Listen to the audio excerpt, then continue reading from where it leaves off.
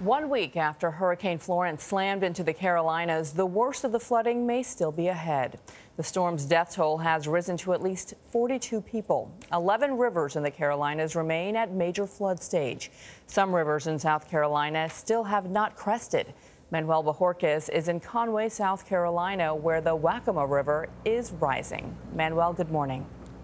Good morning. The Waccamaw, yep, all eyes are on it, as you can see, because it is flooding. That was the Riverwalk right there. And the fear is that more catastrophic flooding and damage could be on its way.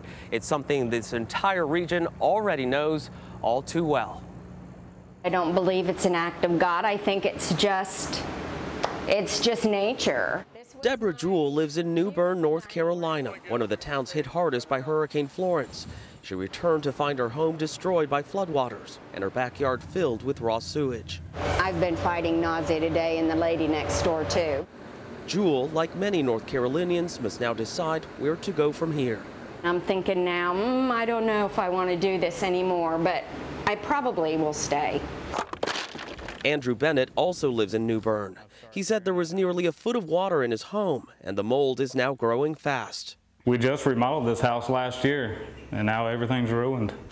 Bennett is one of the few with flood insurance. According to a recent analysis done by the Washington Post, in Craven County, where he lives, roughly 10% of homeowners have flood insurance.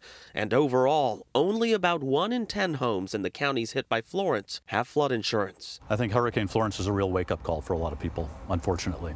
John Mills is with FEMA. If you live near water and you don't have flood insurance, you are risking financial ruin. Some areas in North Carolina are still inundated. In parts of Pender County, emergency workers are using boats to get around. In Pollocksville, homes are surrounded by water. And in Goldsboro, some roadways and cars are still submerged. The damage will be in the billions of dollars, and in North Carolina, damages continue to be incurred as floodwaters continue to rise. The fear is the same is true here in South Carolina, where the governor estimates flood damage is already topping $1 billion and could climb. That's because the Waccamaw is not expected to crest until next week at possibly 3 feet above its record.